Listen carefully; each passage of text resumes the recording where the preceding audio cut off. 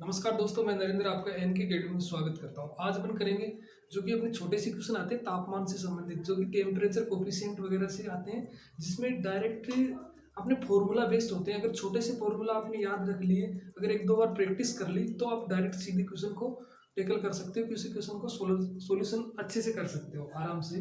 तो अपन समझते हैं कि उसका बेसिक क्या होता है और किस प्रकार से अपन उस क्वेश्चन को हैंडल करते हैं, वो देखते हैं अपन। तो क्वेश्चन क्या आता है, हमने पहले देखते हैं कि सूत्र अपना इक्वेशन किस प्रकार से ड्राइव होती है, वो देखते हैं। तो ये होती है आपके 0 डिग्री सेंटीग्रेड। अपना दिया होता है कि 0 डिग्री सेंटीग्रेड पे अपना रेजिस्टेंस हो आपका R0 ओम रेजिस्टेंस हो। तो जीरो, ये मान लो, एक बार मान लो कि 0 डिग्री सेंटीग्रेड पे रेजिस्टेंस है ना आपका R0 ओम रेजिस्टेंस है। और एल्फा नोट यानी 1 डिग्री सेंटीग्रेड, 1 डिग्री सेंटीग्रेड पे आपका एल्फा नोट क्या है? एल्फा नोट है आपका temperature coefficient at 0 degree centigrade, यानी आपका टेम्परेचर कोफिशिएंट है 0 डिग्री सेंटीग्रेड पे एल्फा नोट। ये है आपका एल्फा नोट। और आपका ये हो गया T degree centigrade. T degree centigrade पे रेजिस्टेंस होगा आपका RT ओम, ये होगा RT ओम। तो इसका अंदर फॉर्मूला बनता है आपका, फॉर्मूला ये बनता है डायरेक्ट आपका, ये अगर वैल्यू दी गई हो तो अपन इस फॉर्मूले के अंदर रखेंगे तो डायरेक्ट अपना आंसर आ जाएगा। तो ये RT बराबर आ जाता है। ये आपका रेजिस्टेंस ये फाइंड आउट करना हो तो अपन किस प्रकार से फाइंड आउट करते हैं कि किसी डिग्री सेंटीग्रेड अपन क्वेश्चन करेंगे तो आपको अच्छे से समझ में आएगा। पहले अपन फॉर्मूला को समझते हैं। तो ये आता है RT बराबर R0 कोष्टक 1 plus alpha note T. ये होता है आपका फॉर्मूला, जो कि आपको सीधा सीधा याद रखना होता है। ध्यान से देख लो। फिर अपन देखते हैं कि अगर ये तो एक टेम्परेचर होगा, एक रेजिस्टेंस हो गया, अगर तापमान बदलता या चेंज होता रहे तो किस प्रकार से क्वेश्चन रहेगा। दो रेजिस्टेंस एक साथ में पूछ लिया जाए तो वो किस प्रकार से निकालते हैं, वो देखते हैं अपन। ये तो एक टेम्परेचर आपका T1, तो T1 पे आपका रेजिस्टेंस है R1 ओम। और एल्फा है आपका 8 टेम्परेचर T1, यानी T1 का जो टेम्परेचर है वो हो गया आपका एल्फा। फिर देखते हैं अपन T2 है आपका R2 ओम रेजिस्टेंस है आपका T2। फिर R2 बराबर होगा, R2 बराबर क्या होगा R1 1 plus alpha कोष्टक T2 minus T1। ये हो गया आपका R2 की वैल्यू हो गई, यानी रेजिस्टेंस 2 की वैल्यू हो गई R1 कोष्टक 1 plus alpha T2 minus T1। ये हो गया आपका R2 की वैल्यू। अगर फाइनल अपन देखते हैं, फाइनल में अगर दोनों रेजिस्टेंस यानी R2 अपॉन R1 बराबर 1 plus alpha T2 upon 1 plus alpha T1, ये होता है आपका फॉर्मूला। ये डायरेक्ट आपको याद रखोगे तो डायरेक्ट क्वेश्चन को वैल्यू पुटअप करके आप सोल्यूशन कर सकते हो। ये IIT की एग्जाम में डायरेक्ट क्वेश्चन पूछे जाते हैं इसके बेस पे और एक इसके बेस पे डायरेक्ट क्वेश्चन पूछे जाते हैं, तो सीधे कर सकते हो। थोड़ा सा आपने समझ लिया तो अच्छे से कर सकते हो। नेक्स्ट देखते हैं आगे दूसरा टॉपिक।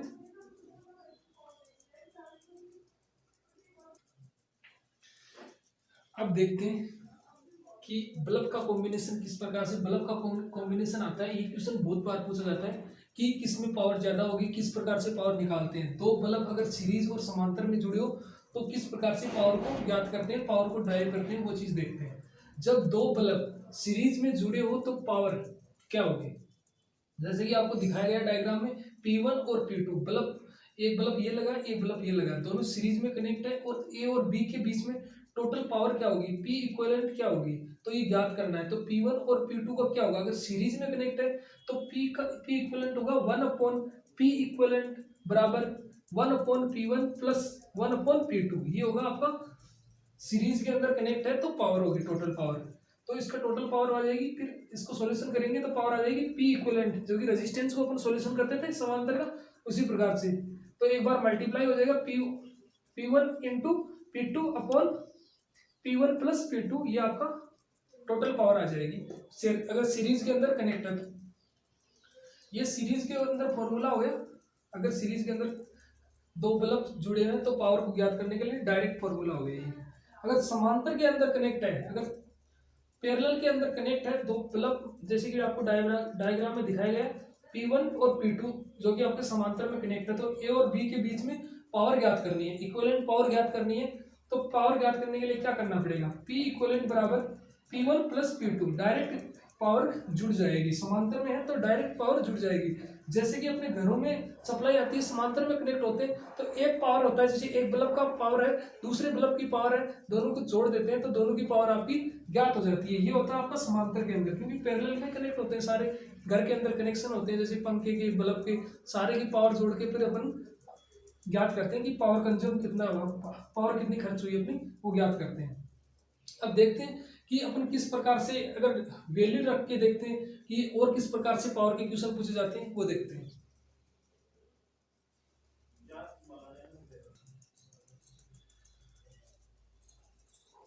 अब तक हमने समझा था सीरीज और पैरेलल का बल्बों का संयोजन समझा था। इसी प्रकार पे इसी पे आधारित क्वेश्चन देखेंगे कि दो बल्ब अगर सीरीज के अंदर कनेक्ट हो तो उसमें पावर किसमें ज्यादा होगी, कौन सा ज्यादा रोशनी देगा, कुछ कौन ज्यादा तेज चलेगा, वो क्वेश्चन आते हैं तो वो क्वेश्चन देखेंगे। जैसे कि दो बल्ब लगे हुए सीरीज के अंदर लगे हुए, एक तो 30 वाट का बल्ब है, एक 40 वाट का बल्ब है, दोनों सीरीज के अंदर कनेक्ट है, तो कौन सा बल्ब ज्यादा रोशनी देगा, इस प्रकार से क्वेश्चन आते हैं। तो अगर एक 30 वाट का एक 40 वाट का है तो रेजिस्टेंस किसके अंदर ज्यादा होगा, R1 के अंदर ज्यादा रेजिस्टेंस होगा R2 की तुलना में, क्योंकि 30 वाट का बल्ब है तो इसका रेजिस्टेंस ज्यादा होगा और इसका रेजिस्टेंस कम होगा, तो इसके अंदर करंट क्या होगा, करंट समान होगी।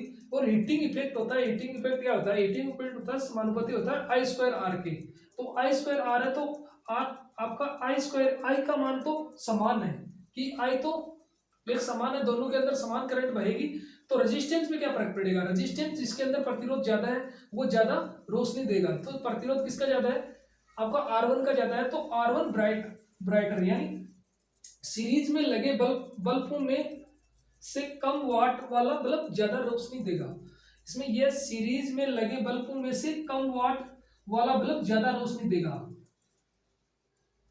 अब ये तो हो गया आपका सीरीज की कंडीशन में, सीरीज के अंदर जो कम वाट का होगा वो ज्यादा रोशनी देगा, और जो ज्यादा वाट का होगा वो क्या करेगा, वो आपका कम रोशनी देगा।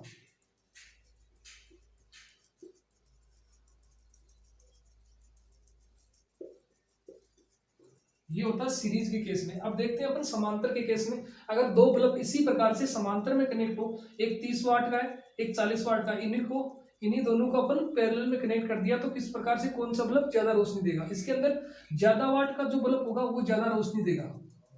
क्यों देगा, ये अपन निकालने के लिए P बराबर होता है V स्क्वायर अपॉन R, तो P समानुपाती 1 अपॉन R, जिसकी वैल्यू ज्यादा होगी, वैल्यू ज्यादा होने का मतलब होगा कम रेजिस्टेंस, कम पावर तो कम जलेगा, और ज्यादा पावर तो ज्यादा जलेगा, तो इसके अंदर आपका ज्यादा वाट वाला बल्ब ज्यादा रोशनी देगा। तो समांतर में लगे बल्बों में से ज्यादा वाट वाला बल्ब ज्यादा रोशनी देगा। तो ये होता है आपका समांतर के केस में, ये होता है आपका सीरीज के केस में। ये दो पॉइंट है इंपॉर्टेंट, अगर ध्यान से देख लो, रट भी लोगे तो भी क्वेश्चन हो जाएगा आपका, इजीली क्वेश्चन हो जाएगा, एग्जाम में बहुत बार क्वेश्चन पूछे जाते हैं इस प्रकार से। तो थैंक यू दोस्तों, अगर वीडियो अच्छा लगे तो लाइक एंड शेयर जरूर करें और हमारे चैनल को सब्सक्राइब करें।